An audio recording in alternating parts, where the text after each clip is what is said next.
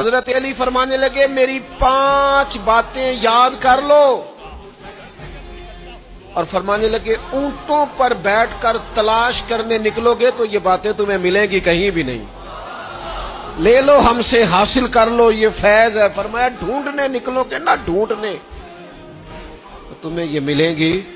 ڈھونڈنے سے نہیں چیزیں ملیں گی۔ فرمانے لگے 5 باتیں لے لو یار حضرت شیر خدا کی 5 باتیں، آج اس کو سبق کے طور پر رٹا لگا لو، اسے یاد کر لو، دل میں بٹھا لو۔ شیر خدا کی 5 باتیں، علم و حکمت کا نچوڑ، نبی پاک صلی اللہ تعالی علیہ وسلم سے لیا ہوا فیض،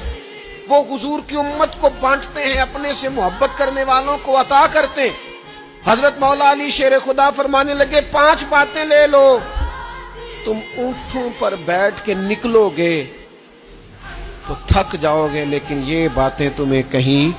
نہ ملیں گی۔ حضرت علی باتیں بیان کرتے ہیں، فرماتے ہیں پہلی بات یہ یاد رکھنا، بندے کو امید صرف اپنے رب سے رکھنی چاہیے، جیت جاؤ گے دوستو دنیا میں اگر یہ بات آ گئی، بچ جاؤ گے، دل ٹھنڈا رہے گا،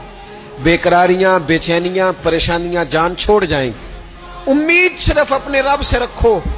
حضرت مولا علی شیر خدا رضی اللہ تعالیٰ عنہ دوسری بات بیان کرتے ہیں، فرماتے ہیں اپنے گناہوں سے ڈرا کرو۔ تم غریب ہونے سے ڈرتے ہو، تم تنگ دستی سے ڈرتے ہو، تم لوگوں کی دشمنی سے ڈرتے ہو، اپنے گناہوں سے ڈرو، کہیں ایسا نہ ہو کہ تمہاری نافرمانیاں رب کی ناراضگی کا سبب بن جائیں، اپنے گناہوں سے ڈرو۔ اور تیسرا مولا علی شیر خدا رضی اللہ تعالیٰ عنہ فرماتے ہیں اگر تم جاہل ہو نا، تمہیں پتہ نہیں، تو علم کے بارے میں سوال کرنے سے کبھی نہ شرمانا، پوچھ لینا فائدہ ہوگا،